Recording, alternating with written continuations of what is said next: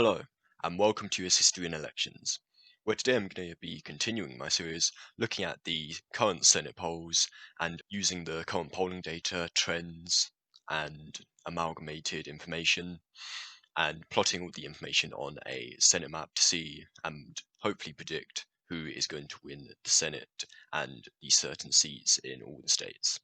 Now, this is going to be looking at 538 polls, and given how well my last video did, is almost at 10k views and just over 100 likes, so thank you very much for the support on that video.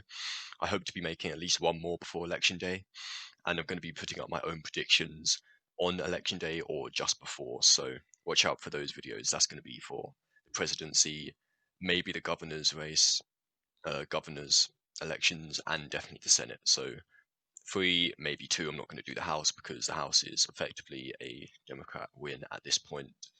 Not much interesting there. I might comment on some of the competitive races, but a full video in the House is not going to happen. So as you can see, a blank Senate map, as I've done before. I'm just going to fill in the safe states first of all, and I'm going to comment on a few of the ones that I characterize as safe. These ones are very much safe. These ones are also very much safe for respective parties. Now, I'm going to be characterizing Texas, Mississippi, Alabama, and Kentucky as all safe Republican races because realistically, John Cornyn's not going to lose in Texas. He might come within a likely or even possibly a lean margin if the Democrat uh, does do really well, but that's not going to happen. Same with Mitch McConnell. Even though Amy McGrath is a pretty strong candidate, it is still in Kentucky. At the end of the day, Mitch McConnell is not going to lose it despite being the most unpopular senator nationwide. And the same thing for the Democrats. There are some effectively safe races.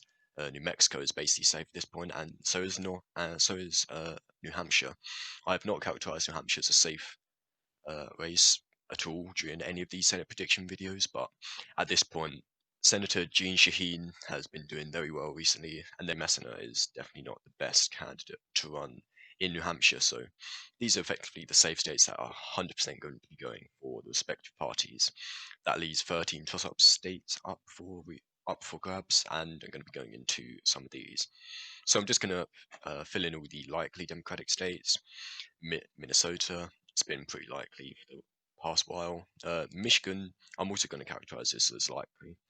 Even though John James is definitely running a stronger race than many people expected, I myself, he ran back in 2018 and he lost by about 3 or 4 points. And I think he's going to run a very close race, actually. But at the end of the day, Michigan is strongly in favor of the Democrats. It's almost certain at this point that Michigan is going to be going for the Democrats on the presidential level. It's going to vote to the left of Wisconsin and Pennsylvania and Arizona and every other swing state. And I think Peters is going to hold on. Gary Peters is going to hold on to this state, somewhat comfortably, even though John James is actually running a very good campaign in the state. I don't think it's going to be enough given the trends towards Democrats in recent times.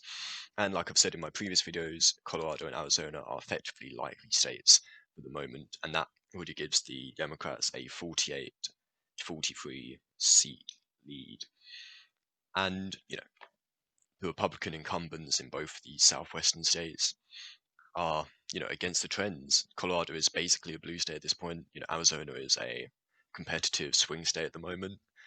10 years ago, Colorado would be, a lean tilt Democratic state at best. Some said that it was only Barack Obama who managed to put this in the Democratic column, but it was showing consistent support for the Democrats ever since Obama was effectively almost as safe as Virginia now. And Arizona is definitely trending in the right ways for Democrats. Polling data from 538 consistently shows Mark Kelly ahead of Martha McSally, above 5 points in almost every poll. You're seeing some few double-digit polls, and I can only see the Democratic challengers winning in these states. Now I'm going to be going into the likely Republican states, and that is Alaska at this point, and I'm not going to characterize any other ones as likely. Algos, simply it's not going to do well enough against uh, Sullivan. I believe it's Dan Sullivan. Dan Sullivan is well respected in the state. And even though Al Gross is effectively running as an independent who leans Democratic, I think Alaska is going to hold on to their incumbent senator at the time being. Polling shows that as well. Seeing some polls go for Al Gross, but overall, there's not enough, coherent and average scores that are showing that Al Gross is going to upset in this state. So, as you can see, I've only given one Republican likely state, given that a few of the ones I previously characterized as likely, Kentucky, Alabama, Texas, these are effectively safe at this point. So I'm going to be moving on to the lean Democratic states, and that only includes two at this point. However, that does give the Democrats a 50, or gets them to the 50 seat threshold, and that is Maine and North Carolina. Both some, probably the two most competitive Senate seats at the start of the year. They've gradually got even further and safer for the Democrats who are challenging the Republican incumbents.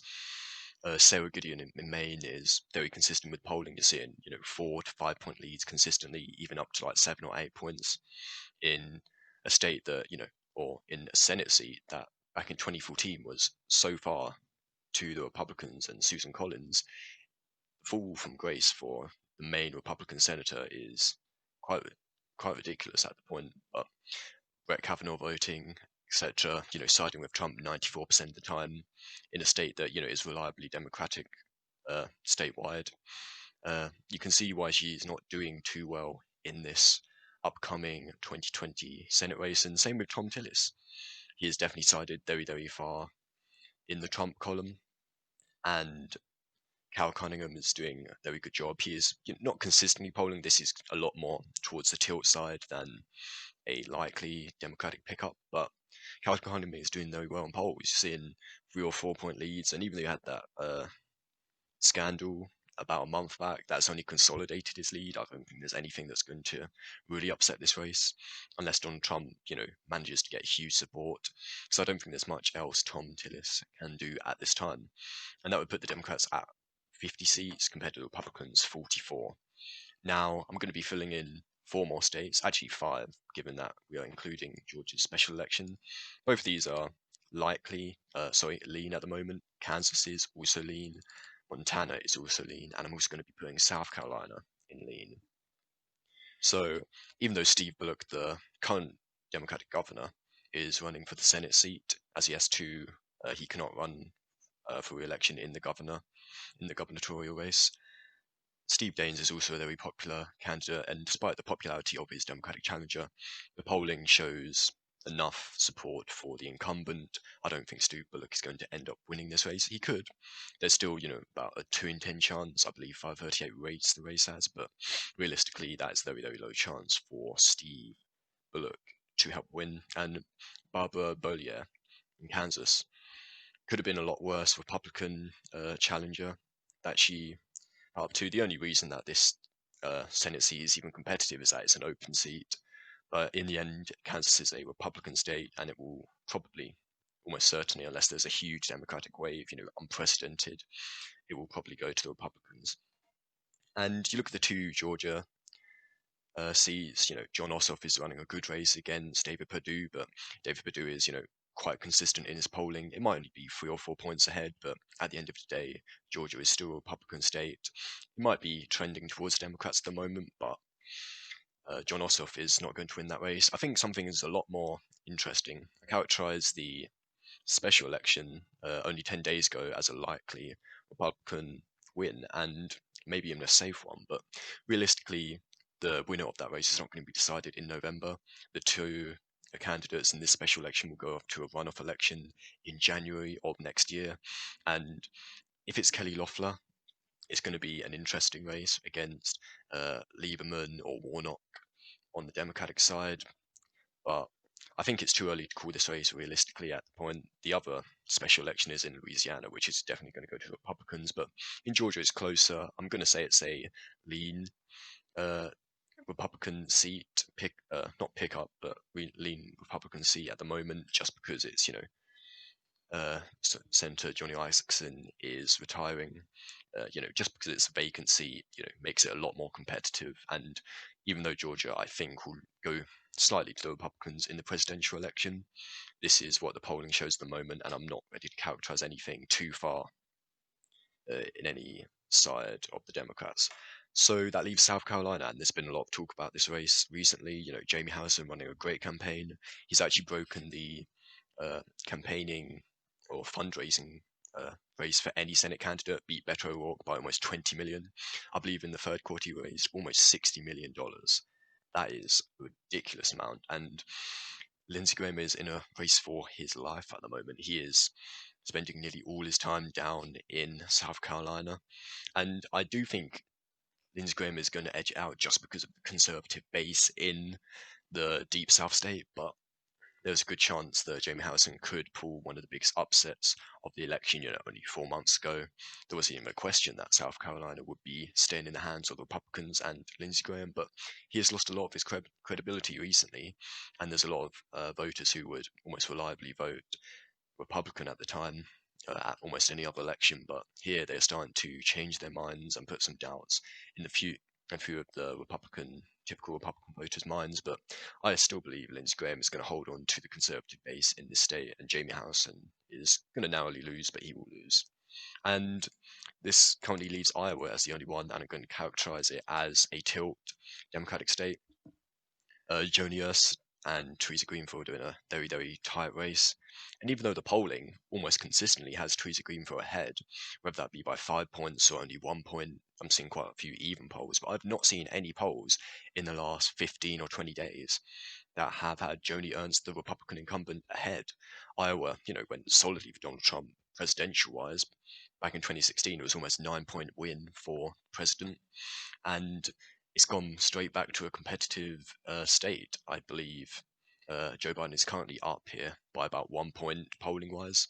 That's effectively a statistical tie, but anything anything could happen in this seat. And just because the polling data is basically what I'm going off for mostly on this map, only a few of the trends I'm implementing. I'm going to go off the polling data, and despite the trends, showing that this will probably be very, very tight race, I'm going to put it in the Democratic tilt column based on recent polling data. So this is the final map. The Democrats would pick up the Senate majority, and Chuck Schumer would be the new Senate majority leader. Most likely at this current point, if the Democrats won the Senate, they would be winning the presidential election as well as the House, which is almost guaranteed for them at this point. And that would be very important in a new form of government for any legislation that needs to be passed. So, thank you for watching. Hope you enjoyed. Remember to like, comment, and subscribe, and I'll see you all again soon.